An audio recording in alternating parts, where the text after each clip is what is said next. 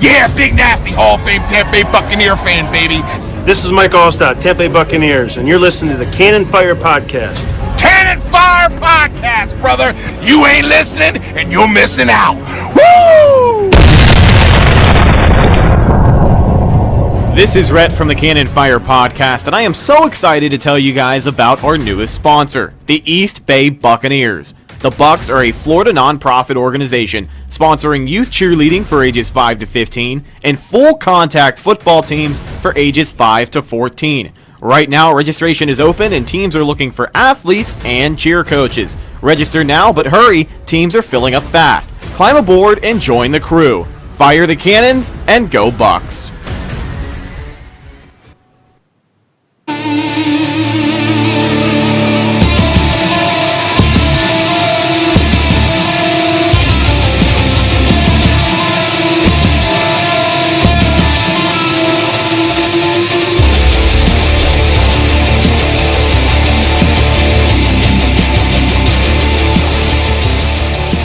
It has been a pretty long and somewhat painful last 7.5 months since the Buccaneers last stepped on a football field.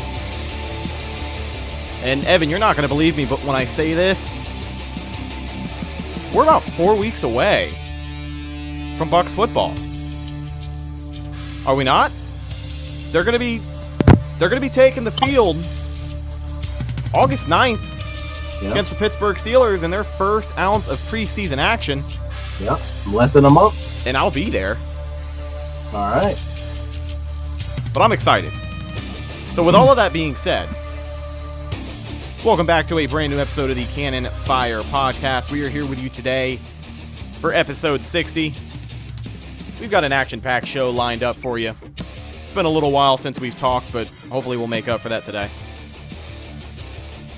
So as I mentioned, Bucs football right around the corner, and here at CFP, we are officially kicking off our 2019 season of Buccaneers coverage.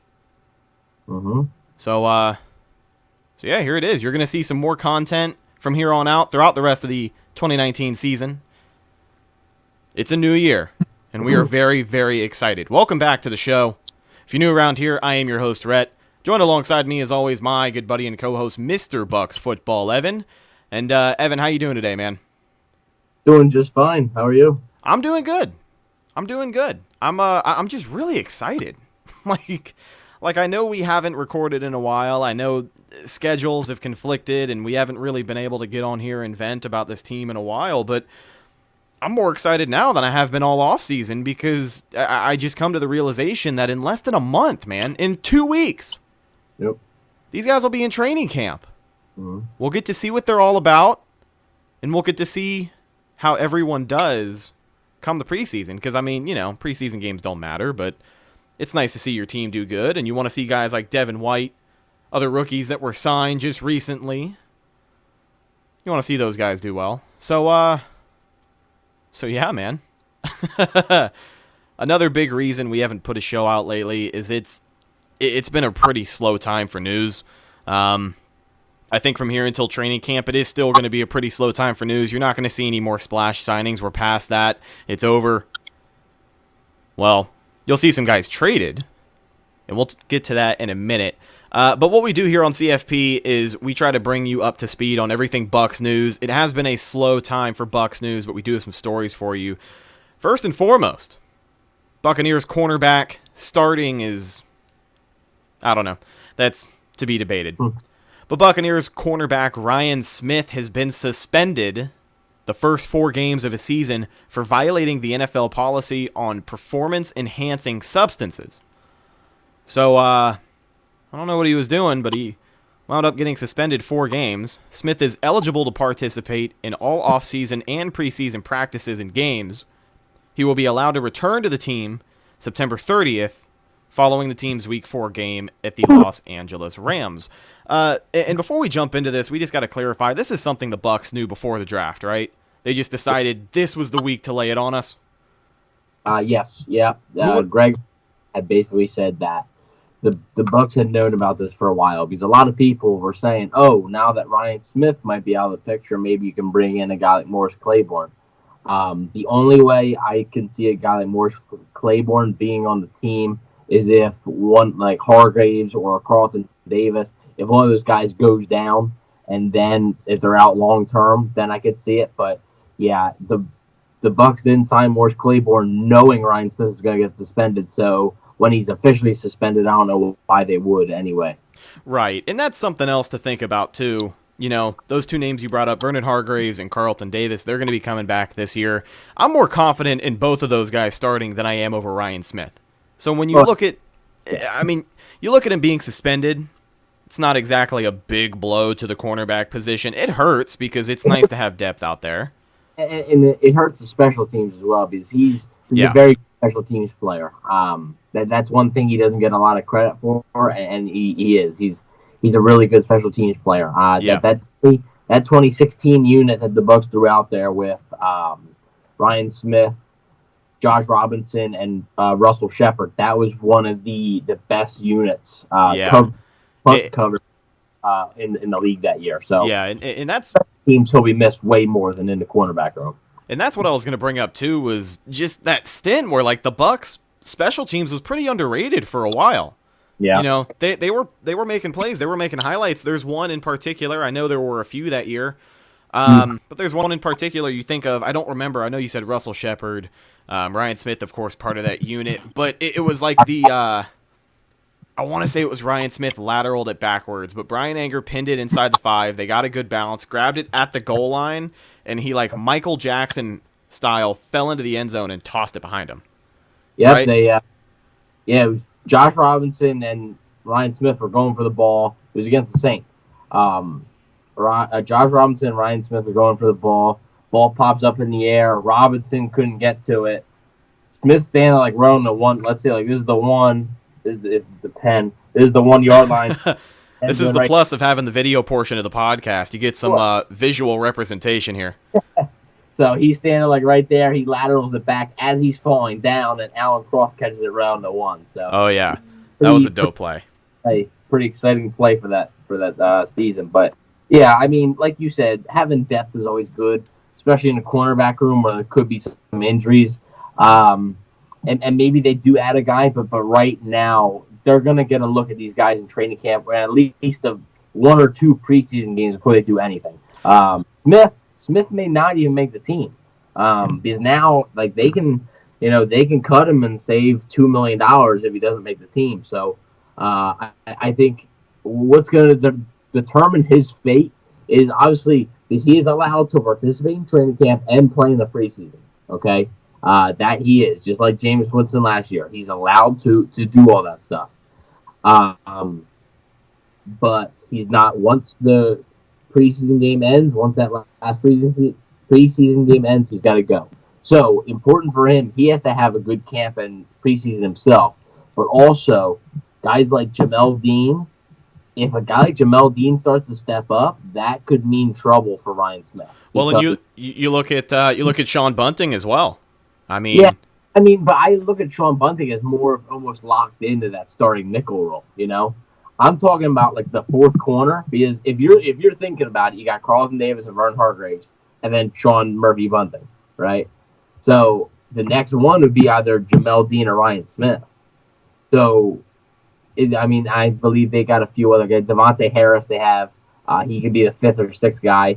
But if Jamel Dean is really just doing that, if he's being productive in camp and in preseason, and Ryan Smith is not, Smith, even though he's suspended 4 games, he could still find himself cut. And that's a pretty good reason why. But I remember last offseason too. Well, last preseason now. We talked about Ryan Smith was under a microscope as well. He had to have a good preseason. He wasn't. He found a way to stick around, but he's the type of guy who's been bad more than he's been good. So the pressure is definitely on, and facing that 4-game suspension is not going to do him any favors. But before we move on from that, we have a statement from Buccaneers general manager Jason Licht. He says, "We are disappointed that Ryan will be unavailable for the first 4 games of the season. We do extensive training and education for our players regarding the league's policies, but ultimately each individual is responsible for what they put in their body. So the most cookie-cutter answer you're going to get, Jason Light isn't going to, throw any hot takes out there for us to run with. So unfortunate, but we'll do what we can, adapt, and react. All right, some other news for you. The Buccaneers signed a veteran offensive lineman, and a lot of people already know this news, but when I first heard the news, I was like, all right, because my headline was Bucs signed veteran offensive lineman. The Bucs have signed veteran offensive lineman Josh Lastname, and I say Josh Lastname because I don't know how to pronounce his name. Evan, we talked about this before we started the show, and I haven't seen any other Bucs outlet talk about this guy. Josh Laribius, I want to say. That's probably Laribius? Darrell Rivas? Well, all you need to know about this guy is that Josh Lastname was a third-round draft pick by the Washington Redskins in 2012. He also played for the Philadelphia Eagles and most recently the New Orleans Saints. He's just a solid, experienced backup guy. That's what he's going to be. I think if he makes the roster, we'll see. If he makes the roster, but the biggest movement you're going to see is Earl Watford maybe transitioning into a role where Alex Cappa couldn't. I don't think we're going to see a whole lot of movement on this offensive line. It's a unit that's set. It is one of the highest paid in football. So it is what it is. You either sink or swim right now, and coaching is something we go back to. But sorry, I didn't mean to cut you off 3 times. No, you're good. You're good. I think they might end up adding a veteran offensive lineman if they start to get a look in training camp and in preseason games, and they don't think Alex Kappa's ready. And let's say they kind of really don't want Earl Watford starting. Let's say they just want him as that rotational guy. Yeah, but he came here to take jobs, right? Yeah. That's why you paid him the big bucks, right? The whole 1 year, $1 million or whatever he's making. But I mean, their Chance Warmack is still a free agent. He's with the Eagles, I believe, last year. He was a pretty high pick, like a second-round pick, I think, of the Titans. The one time, in the draft. And then also John Sullivan, I believe his name is. I think he might be a free agent. He was with the Rams last year. But those are 2 options. And also, you got to look at the trade market. A lot of people have brought up that in 2014, before the last preseason game, like a few days before the last preseason game, the Bucs had traded for Logan Mankins. And that was a very good move because Mankins was here for 2 seasons. He was a very good offensive lineman and a good leader. Maybe the Bucs do that again. It wouldn't surprise me. Jason Light's been known to maybe add a guy at the end of the preseason, towards the end. 2017, TJ Ward, after TJ Ward was cut. Last year, when Carl Nassib was put on waivers, the Bucs picked him up off waivers. So I think that it's a real possibility that Jason Light would add a piece towards the end of the preseason. And particularly, I would say it should be at right guard because that's their biggest weakness right now. So yeah. if they were to add a piece, I would bet that it's going to be a right guard. So we can talk about adding a guy last minute. That's no problem. But as we kind of transition into the preseason and what this team is going to look like, one question on a lot of people's minds is when the hell is Devin White going to get signed? Mm-hmm. Every other rookie has been signed. Our first-round draft pick, linebacker out of LSU, you guys might have heard of him. He has not been signed to a deal yet. Now, we talked about this, I believe, back in May, early May. The Bucs have until right around the preseason. So they're going to make it happen, but we've yet to hear anything. Do you have any updates or any thoughts? I currently do not. I get this question a lot, and basically every time I get it, I answer the same. It's gonna happen. I'm not worried. I'm not scared. Let me throw that out there too. I'm not. It's gonna happen. It's just a matter of when. It's a matter of when, not if. I would say it's gonna be sometime within the next 2 weeks because he can't. I don't think he can perform in training camp activities if he's not signed by the 2 weeks. So right now, basically the holdup of what I'm guessing, I don't really have any sources on this. The salary and stuff, that's all fine. Right now, I believe they're probably working on the fine print, like the details. Some things he can't do, some things he can do. The 5th-year option details, how the exact amount of dollars is in the 3rd year, or something like that, like the itsy bitsy details of the deal. So, yeah, it should be hammered out within the next 2 weeks, and probably right after this podcast is done. Yeah, really. We'll get the notification at 10:30. We'll see, but yeah, don't worry about that.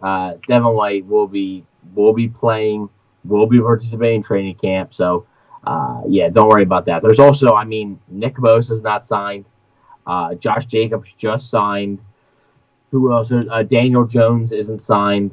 There's a few more people that haven't been signed yet, and I wouldn't worry about it too much, but yeah. So we'll see. We'll let you guys know when that news comes, and it'll probably be within the next. I would say not even 2 weeks. I'd say within the next week. Absolutely. That's what we do here at CFP. We try to bring you the best in Buccaneers news, and that's pretty much all we got. So we're going to transition now. Try to bring you the best news, but we love to bring you some news, but we don't have any more news. So to fill the content of the rest of the show, we know we've been gone a while. We know things have kind of been slow around not only us, but the rest of the Bucs podcast realm. Everybody's kind of getting the wheels turning. And let me say this. We try to put out a decent amount of content throughout the offseason. You know, I think we try to not let ourselves go a whole month without uploading a show. But big shout out and big credit to the guys who are putting the work in during the offseason, and they're doing shows 2 or 3 times a week. My Twitter's blowing up right now because we got tagged in this thing about the Bucs podcast community. And that's something we've never really mentioned before, but it's true. I mean, the community of Bucs podcast, it baffles me that some people can say that there's too many. With a team that hasn't been to the playoff, and I'm ripping this from the original tweet itself, but with a team that hasn't been to the playoff in 12 years, that hasn't stopped this community of fans, and that is 100% awesome. So everybody's here to help everybody out, but again, just a big shout out to the guys who have kept you guys informed during the offseason. And if you listen to us, we appreciate you. And it's good because you don't have to like us, right? You don't have to like the Pewter Report guys. You don't have to like the guys at Joe Bucks fan, but you don't have to like the guys at Real Bucks Talk or any of those guys. But Locked On Bucks, a lot of them. You don't have to like those guys, and it's okay because even if you don't, you'll still have a bunch of stuff to listen to. So it's not like we're the only show in town. It's not like Pewter Report's the only show in town. There's a lot of different things with a lot of different personalities, and we're gonna try to be the best. We're gonna try to be the best podcast, obviously, because what type of show we'd be if we weren't gonna try to be the best. But we're facing some pretty stiff competition, so give those guys a check if you guys haven't. Pewter Report has done a great job. They recently actually had Bruce Arians on their show, which not going to happen here. Just going to let you guys know. We got Keith Tandy 3 months ago. We're good now for guests. Yeah. Hey, and you never know if there's going to be a surprise guest every now and then. You never know. So absolutely. One more thing you had brought up. Real Bucks Talk. There are a lot of great podcasts, but let's take a minute and plug. You might see the logo down at the bottom of the screen. The Bucs Report Podcast Network. This is a new podcast network on a somewhat new Buccaneers website. If you don't already know, we are hosted over at bucsreport.com. But they have got a great selection of shows and a lot of really, really good shows. Evan, like you said, you brought up Real Bucks Talk. They are on there along with us on the podcast network. The Buck Ball Podcast, the Red Flag Podcast, and really one of the biggest YouTube Buccaneers podcasts there is, Gene, with Buck What You Heard. So shout out to all those guys. Make sure you check them out. But the wide array of opinions and a lot of different voices to be heard definitely makes for some entertaining content. So I'm glad we're in this community, and thank you to everyone who's listening up until this point. So With all of that being said, I know I kind of dragged that out a lot. Let's transition into our next segment. We have got some questions that we gathered from you guys. But so we don't have. We wish we had news. We don't have news, but we do have fans. Who do have questions, and we have answers. If you can follow along. Yeah, so we'll give you answers one way or another. So we're going to be answering some questions here. We have got some great ones lined up. And Evan, if you're ready, I'm ready. We're going to come out of the gate here with a heater. All right. It's a very dire situation. This comes from our friend Cannon Coverage on Instagram. He says, gun to your head, you need to cut just Mike Evans, OJ, or OJ and Godwin. Okay, gun to your head. You need to cut just Mike Evans or O.J. Howard and Chris Godwin. What do you do? So, just Mike Evans or O.J. Howard and Chris Godwin, both of them. Yeah. I think I know what I'll do. You look like you're deliberating. When you sent that to me, I originally read it as Mike Evans, O.J. Howard, or Chris Godwin. And you got to cut one? Yeah. Right. Oh, man. Probably you don't really get too many elite talents, so yeah, I'm probably gonna cut OJ and Chris Godwin. Really? Yeah, I'm gonna keep Mike Evans. He's on pace to be one of the best receivers ever. So yeah, I mean he's already the best Buccaneers receiver ever. We know that, but that's interesting because the way I was thinking about it, Mike Evans is an elite talent. He's a top 5 wide receiver in the NFL. He's a team player. He's a fantastic player for the Buccaneers organization. He is probably the face of our franchise, if we're being honest here. But OJ and Chris Godwin, I think realistically Chris Godwin has potential to be a number 1 receiver. I think he has... not 5 receiver. Do you seriously think he's going to be a top 5 receiver? No, not a top 5 receiver. Okay. No, not in the league, but I'm talking number 1 receiver on the team. Yeah, well, he's never going to be number 1 receiver on the team. Because... With Mike Evans here. Yeah, exactly. So that's why if I cut Mike Evans, God. Chris Godwin can be number 1, and O.J. Howard... O.J. Howard can play receiver, too? Exactly. We'll line him up in the slot. He'll bulldoze people. I don't know, man. That's one of those things that's like, I wouldn't want to have to do that ever. I want to keep all of those guys here for the rest of their careers, but... That's tough, and my gut told me as soon as I read the question that I got to keep OJ and Chris Godwin, and I don't know why. Maybe it's the numbers thing. Math wasn't always my strong point, but last I remember, 2 players is better than 1 player. Yeah. Hey, well, it all depends. Are you talking like E.J. Biggers and Leonard Johnson versus Carlton Davis? Because I'll take Carlton Davis over those 2. So context with the 2 players is better than 1 player. Right. Yeah. Ah, that's an interesting one, man. That was a rough first question. That really set the tone. So hopefully we can answer the rest of these a little better. The comments, guys, let us know what you would do. Let us know. Oh, yeah. Would you if you had to choose, cut either Mike Evans or cut O.J. Howard and Chris Godwin? Choose, all right? Yeah, man. Tweet at us. Get us on Instagram. Comment right here on YouTube. Next question. This comes from Matthew QM on Instagram, and it's regarding the big star O.J. Howard I just mentioned, our starting slot receiver in 3 years. Will O.J. ever stay healthy? And it's a pretty vague question. It's a question that's like a yes or no, but I wanted to talk about it because the Buccaneers trainers, the Buccaneers health and wellness trainers, have been brought up in question quite a few times, I'd say over the past 5 years. Because we've had injuries linger and go on longer. You think of Quan Alexander. You think of a lot of guys who re-aggravated their injuries and were just gone a lot longer than we expected. And I feel like we saw that more than we should have. I don't want to assume that a new coaching staff means you're going to get new trainers, but is that what that means? I'm pretty sure that there's I'm not. He might not have gotten rid of everybody, but I'm pretty sure it's a lot of a new training staff. And that's what I'm thinking too. This was when you bring in a new coach, a new staff, things like that. You're gonna clear house with a lot of different people. Yeah, but he's gonna be able to want to trust his own doctors. Right. Like if Todd Bowles asked the trainer if this guy's ready to go, he wants to be able to trust him.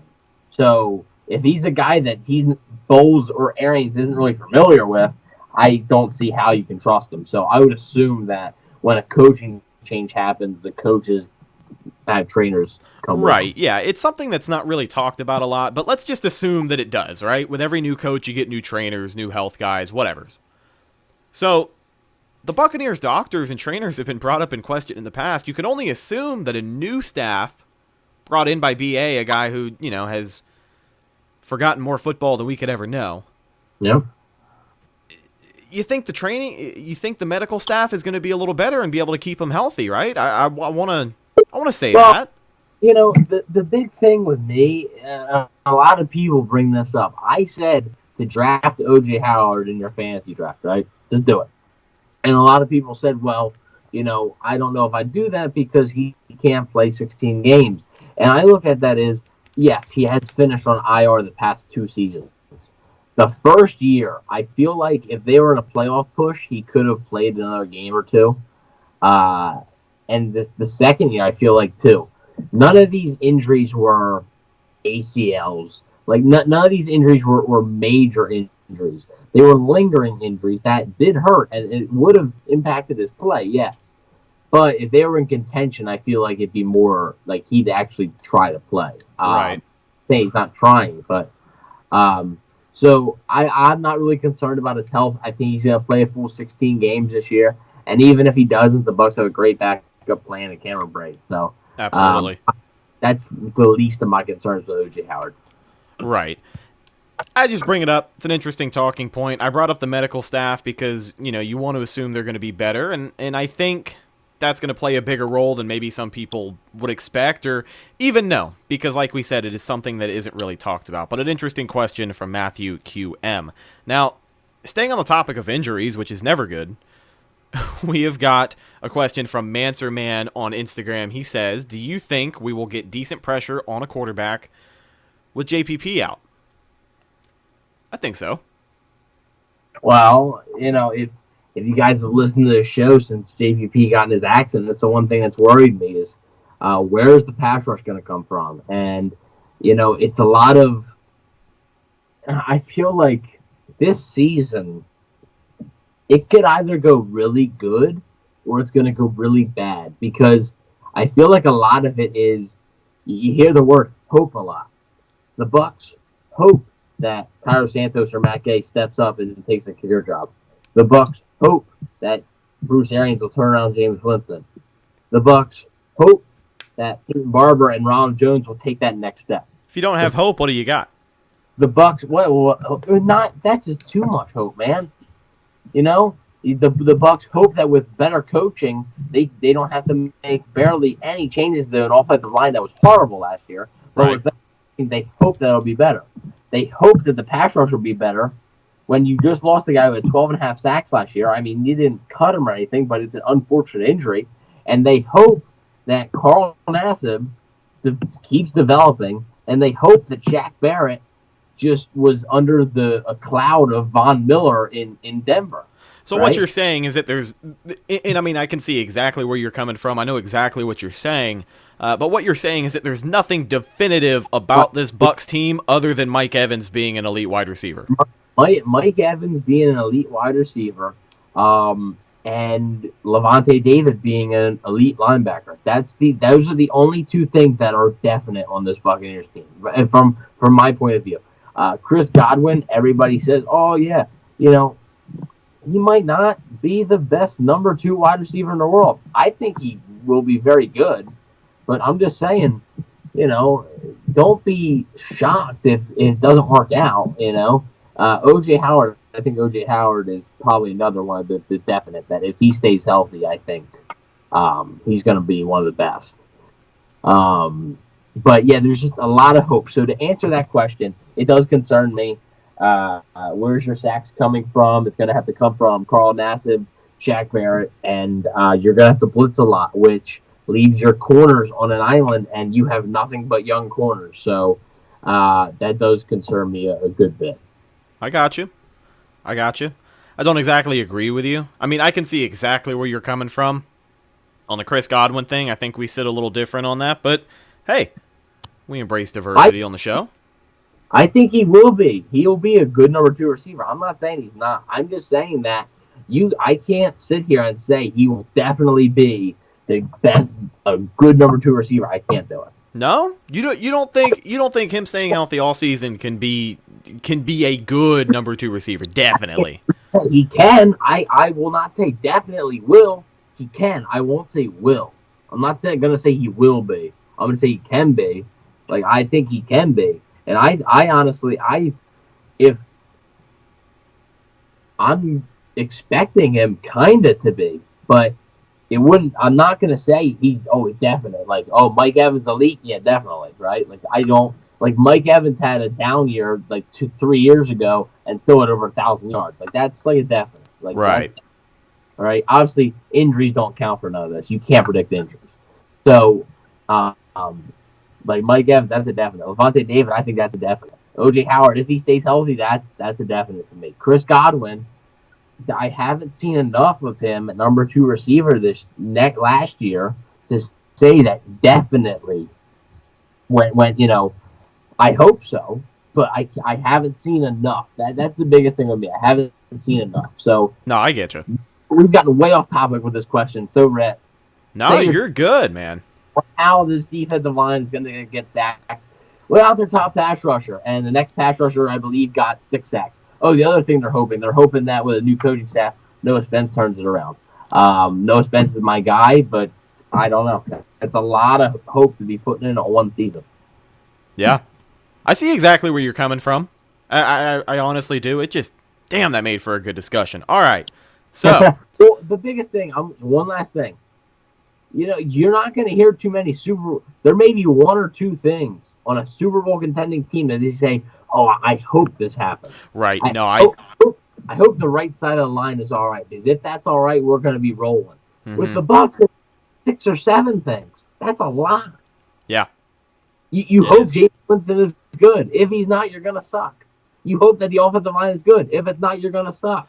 Yeah. Well, the job of Bruce Arians coming in here is hopefully to turn those hopeful things into definite things. So let's hope that he can definitely do that this year. Title of the show, Hope. We'll call it the Hope episode.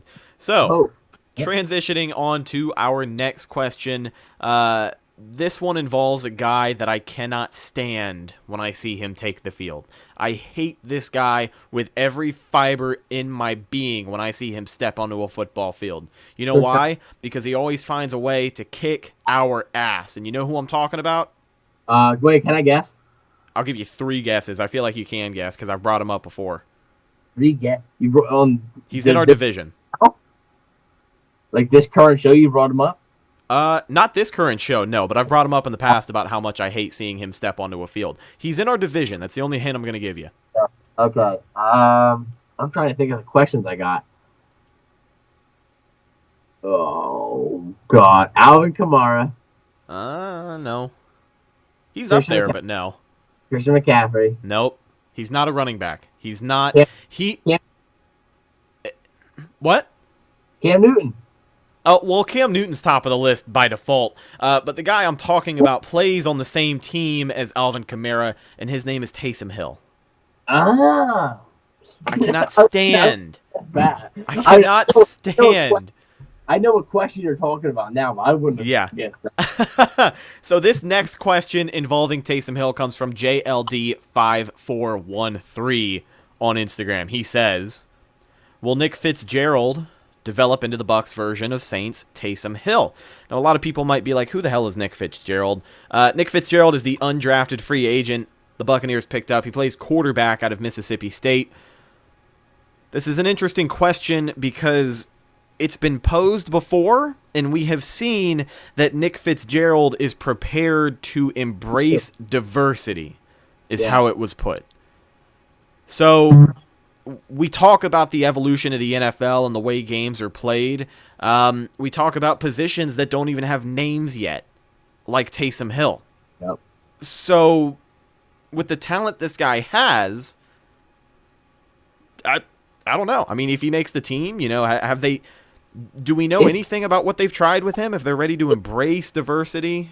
If he makes a team, I think that's a pretty good sign that they have some like Taysom Hill like plans for him. If people don't know Taysom Hill, if you watch a Saints game, he's probably going to come in at least once or twice in the game. He's the second quarterback for the Saints.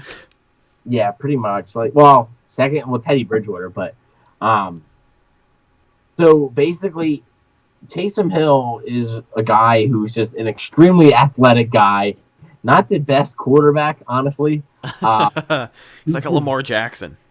He's just don't hate on my guy Lamar like that. Jackson's a good quarterback. No. So Taysom Hill is just super athletic. He can catch the ball. He blocked a punt against the Bucs last year. Yeah, man. That whole freaking game around. They would have won that game had he not blocked that punt. That's the play that made me hate him so bad. Because I've always recognized him as a guy who can make a play when he's on the field. He does. Yeah, it's pretty much every time. Yeah. And so I saw him line up, and I'm like, something's going to happen here. He's going to block the kick or somebody else is. And lo and behold. Yeah, so the Saints put him out in a lot of different things. And Nick Fitzgerald is sort of like the same way. Like, he can do a lot of things. He can obviously throw the ball. And a lot of people brought up the question, like, well, teams are going to start doing it. That's no doubt. Teams are going to try and find their own Taysom Hill. It's a copycat league, and that's just how it's going to go. So a lot of people are saying Nick Fitzgerald could be the Bucs Taysom Hill, and it's possible. But they might try out a few things in the preseason, I think. But other than that, I mean, if he makes the team, that tells me that they have plans for a Taysom Hill-like thing for him. Right. Yeah, but, I mean, you got Jameis Winston, Blaine Gabbert, Ryan Griffin probably making the roster. So if you're going to carry a fourth quarterback, I think that means you got plans to use him everywhere. So we'll see. It's definitely interesting, something that's brought up. You know, like you said, it is a copycat league. The way things are evolving, we have really come a long way since the Wildcat formation. Yep. So we've got a few more questions. Let me see here. I got them all out of order. Here we go. This is probably the best question I got.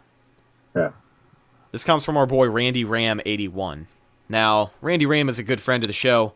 Randy Ram won our Bucs flag giveaway, and he lives up in New Jersey. So I was able to box that up, send it to him, and he reps it up there proudly. So Randy, here is your question, dude. And this is something I had to sit on. I know I'm teasing the shit out of it, but this is something I had to sit on. Like I had to really think about this. His question is, do you think players in free agency look at Tampa as a place they can really change, or do they see it as a vacation spot? And it's interesting to think about because we've brought up that this team hasn't been the most successful. We've brought up Ndamukong Suh, Buccaneers' latest acquisition on the defensive line. When he was in Miami, he took a little bit of time off. Nobody can really argue that. So, do you think it is seen by players where Tampa is a place you can come and slack off? I mean, we saw Darrelle Revis do it. We saw Deshaun Jackson do it most recently. You hope Ndamukong Suh doesn't do it. He seems like he's serious about wanting to actually turn this team around under BA, but I don't know. It makes you think, right? Yeah. It depends on the player. I think a lot of guys come to Tampa because they feel like it's a good opportunity. Like Shaq Barrett, I feel like he looks at this situation and is like, I can start here. Yeah, I feel good about him too, by the way. Yeah. Like, I think he's going to be pretty good. I think also they're going to have a pretty tough decision to make next year with Nassib and Barrett being free agents. If both of them have a good season, I don't think they're going to sign both. So they're going to have to choose one or the other. Yeah. So Barrett looks at this place and goes, I can start here, so let me go here. There's that type of guy, right? And I think that type of guy sort of wants to change it, but also is kind of like, let me, especially because he's on a 1-year deal, he's like, let me get mine, right? And then you got the guy like Chris Baker, who, just didn't care, wanted the paycheck and wanted to slack off and stuff. And Deshaun Jackson, I mean, didn't slack off as much as Chris Baker. No, but he was just a bitch. It was Like, Deshaun Jackson got in his own head. He let his frustrations get the best of him. When things are going good, Deshaun's good. When things are going bad, Deshaun ain't good. And then you have the free agent like Vincent Jackson, who comes here, and yes, the Bucs paid him a lot of money, but he saw kind of an opportunity here, and now he still lives here, and he has communities here. he's actually going to be at my work next Saturday doing a show that I've done work on. Fantastic. We'll have on the podcast. I'm just kidding. Hey. Don't get too far ahead of yourself now. He seems like he might be the type of guy. Vincent Jackson is one hell of a community player. Make it happen, Rhett. We're putting all the faith in you. You heard it here first, guys. If Vincent Jackson doesn't come on the show within the next 2 weeks, blame him. Oh, no. Come on, don't do that. He couldn't close the deal. So basically, Vincent Jackson played great here, and then has foundations and stuff in Tampa, and there's that type of free agent. So, I think it really depends on the player. There's some players that and recently it has been a lot of like 1 year deals, like Brent Grimes. Like Brent Grimes for the first 2 years, like he wanted to change things, but the last year he didn't really care. And it showed. The first 2 years he was decent, and the last year he wasn't. That was it. Well, I mean, yeah. I'm sure it had some things to do with Brent Grimes as well. We already saw what he said, but I think that was a case of his wife getting too comfortable, just like she did in Miami. Yeah, well, I mean, that's always going to be. I don't know why he hasn't bumped her. Oh, he loves that hoe. Anyways. Oh, whoa. Easy. All right. PG show here, guys. Anyway, yeah, so to answer the question, like, yes or no, I don't think so. I don't think this is a place where players say, "Oh man, slack off here. Just go here and just collect a paycheck and just hang out." No, like all players, like, it's a business, but they want to win as well. Like, there's not really many players that want. Like, it's just like anything. When you're participating in a race, you don't want to lose, right? You want to win. Like, you want to do well on a test. Like, you don't want to fail the test. So, like, any free agent, that includes Chris Baker. Chris Baker didn't have in mind of, oh, man, yeah, we're just going to lose a bunch of games and it's going to be all right. He didn't want to lose. It's just he didn't want to put in the amount of work it took to win. So you bring up Darrelle Revis is the last thing I'm going to say. We're running pretty quickly. Like, Darrelle Revis, to me, it was a mixture. Yes, he kind of didn't want to be here, but also the coaching staff really screwed him over. Greg Schiano's coaching staff, the scheme they had him run was not very good, and it didn't cater to him at all. And if Darrelle Revis, Todd Bowles, if this coaching staff was there at the time, it would have been a whole different story. And I think Darrelle would have lasted more than one season in Tampa, but that's the way history goes. So to answer the question, no, I don't believe that Tampa is a place players look at and say, "Oh man, like, let's just slack off here." Tampa is an attractive destination because it is nice weather.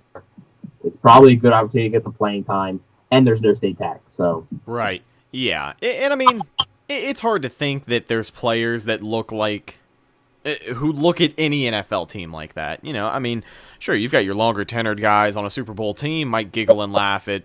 There's some. It's just, I can't imagine with the mentality. These guys want an opportunity anywhere they can go, and that's the biggest thing. Is for a lot of them, for 95% of these guys, it is a huge privilege to play in the National Football League. Yep, there's only 32 teams. That's it. So, yeah, I mean, you pretty much said everything I needed to say in that question.